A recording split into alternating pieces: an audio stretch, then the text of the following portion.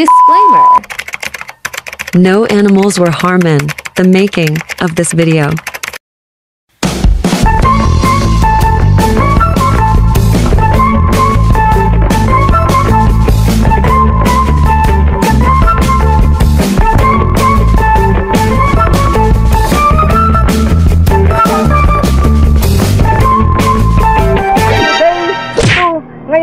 Ng mga inalagaan natin na pasisyo. So tara, update ko kayo. Pero bago ang lahat, dahil maganda yung sikat ng araw natin, maganda yung panahon, papalaguan muna natin yung ating mga inalagaan ng manok. So tara, paliguan muna natin mga anokis.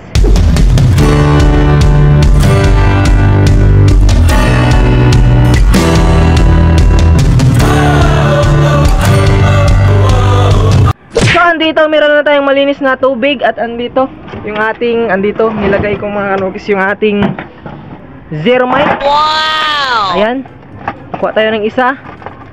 Ito yung gamit natin sa pagpapaligo mga anokis ng mga manok, no? Yung ating, ayan, no?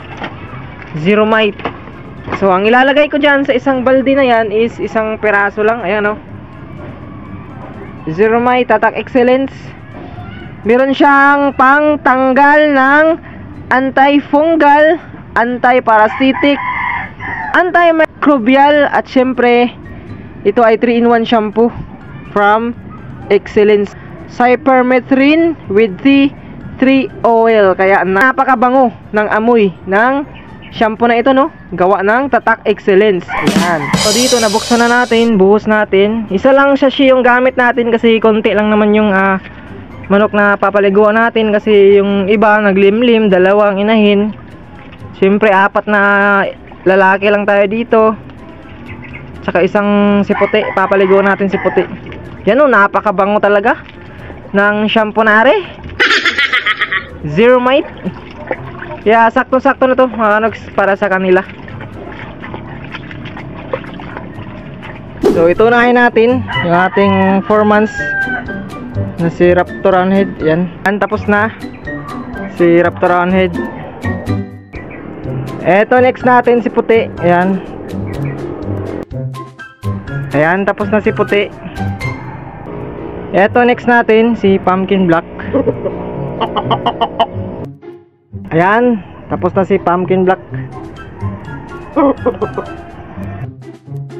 Eto next natin si Kanaway. Ang dungis na grabing mata nito. Yan oh, yung mukha. Wow! Yan, tapos na si Kanaway.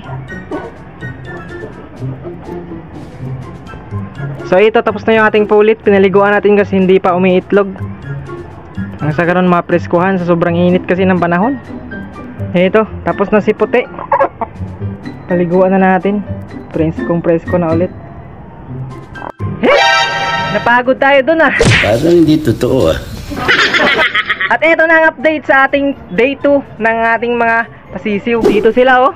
Siyempre unang gabi nila nang walang kasamang nanay. So ito yung day 2. Ayan, kung napapansin nyo, nasa lapag pa din yung ating patuka na inilagay. So ito naman mga anokis, dapat papalitan nyo to.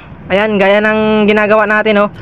So ibubuhos na natin to lahat dahil papalitan natin ng bagong timpla. So huwag kayong manghinayang kung meron pang mga bitamina na natira, kasi nga gaya ng sinabi ko, kapag ito ay napanis, nakakasama sa ating mga inalagaan na pasisiw. Kaya ito, ihuhugasan ko to ulit, papalitan. So uuntian ko na lang yung pagtimpla nang sa ganun hindi gaanong sayang. So kahapon hindi ko pa kasi natansya kasi unang araw pa nila, kaya medyo napadami tayo, no? Pero since ngayon alam na natin na hindi nila kaya yung ganun kadaming bigay natin, babawasan natin ng kaunti. Kaya ito, papalitan ko na mga anokis. So maya maya na, hindi ko na papakita sa video yung pagpapalit natin. So ito yung update. Ayan, 6 pa din na piraso. Yung kagahapon na medyo hindi pa malusog, ayan, medyo malusog na siya. Ayan oh. Yung puti, dalawang puti, dalawang parang tatlong parang ito may kulay gray, isa parang kulay brown. Ayan, siguro bulik to. Ito naman Kanaway, tsaka ito puti talaga, no? Yan yung kanyang naging resulta sa breeding natin sa ating Kanawayon at saka sa ating White Dome. At eto, dahil meron naman tayong katanungan na sasagutin mula sa ating sulit na taga-subaybay na ito, sinulat ko talaga, na si John Paul. Ang tanong niya is, ilang araw nga ba daw purgahin yung mga sisiw na bagong harvest pa lang gaya nito, yung mga sisiw natin, no? Yan, so tamang-tama yung tanong mo, idol, kasi meron akong mga pasisiw dito na bagong-bago pa talaga, bagong harvest, no? Kagahapon pa. So, ang masasagot ko sa tanong mo, idol, is 1 month old na yung ating mga alagang sisiw bago pa natin purgahin. So bakit nga ba 1 month old? So ito kasi yan mga nogis, ang bulati kasi nakukuha yan ng ating mga alagang sisiw kapag sila ay tumuka na or kumain na. So sa day old pa lang, merong karamihan, may napapanood ako, kapag ka day old, binibigyan agad nilang pamurga. So para sa akin, wala pa yung bulate mga nogis yung ating day old, kasi nga di pa yan nakatuka, di pa yan nakakain. Mostly kasi ang bulate nakukuha kapag ka sa mga tinitake sa mga kinakain ng ating mga pasisiw. Kaya ayan yung paliwanag ko sa iyo, idol, na kaya nagpupurga ako ng 1 month old, kasi nga kumakain na yung ating mga alagang pasisiw. Ayan, so 1 month, so wala nang madaming paliwanag, kasi pagka 7 days naman nag-flashing ako, then loaded naman yung mga sisiw natin ng mga vitamina. Kaya ang masasagot ko talaga sa'yo sa katanungan mo, idol, is 1 month old talaga ako nag-umpisa magpurga ng ating mga inalagaan na pasisiw. At anong pamurga naman yung gamit natin? So walang iba mga nogis, ang gamit ko is yung ating Bastonero Plus ng gawa ng Tatak Excellence. At syempre baka meron namang dyan mag-comment na ito yung gamit ko dahil binigyan ako ng Excellence. So hindi mga nogis, nagkakamali kayo. So itong gamit ko na to is meron akong gawa niyan, upload, ayan, 9 months ago. Ayan, kung mapapansin nyo, ito yung gamit ko, Bastonero Plus talaga mga nogis, no? 9 months ago. So wala pa, hindi pa tayo binigyan yan, no? Kasi ngayon lang tayo binigyan ng Excellence, ngayon lang tayo niregaluhan. Alright, so nagpapasalamat tayo sa Excellence kay Sir Jason Mangala sa binigay niya na blessings para sa atin.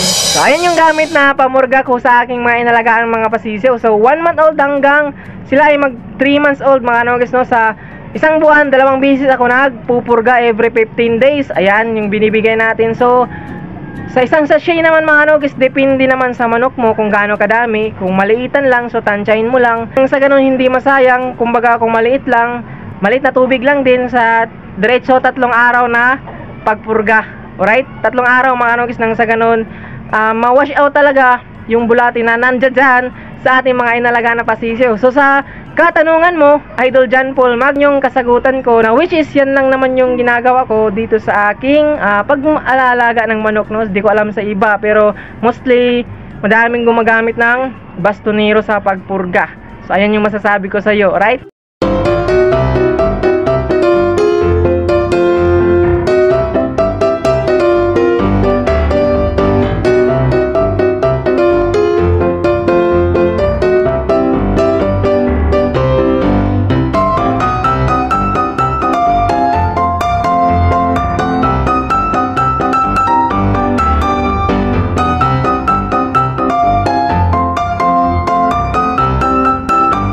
Siyempre, bilang pagtatapos ng ating vlog for today, shoutout kay Kabayan PH, shoutout kay Marlon Villanueva ng San Jose, Batangas, shoutout kay Ariel Ubasan, shoutout kay Mark Fuentes ng Arayat, Pampanga, na isang sulit natin na taga-subaybay, nakakachat ko yan. Ayan, shoutout sa iyo Mark.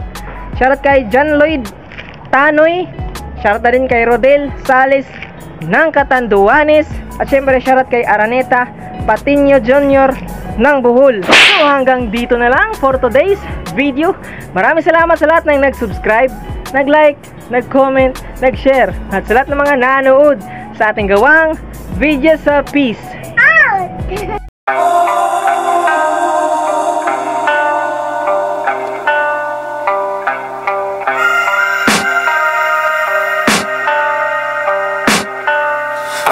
The demons call when they do what they do, and now I feel like taking off, find a place with a view. The pain is never gonna stop if it's controlling you. I know that time can heal it all, I just gotta get through. I just gotta get through, I just gotta get through. Cause I feel like taking off, find a place with a view. The pain is never gonna stop if it's controlling you. I know that time can heal it all, I just gotta get through. Sometimes I feel like all is lost, but I know it's not true. I wanna put up all my walls cause I'm not in the mood.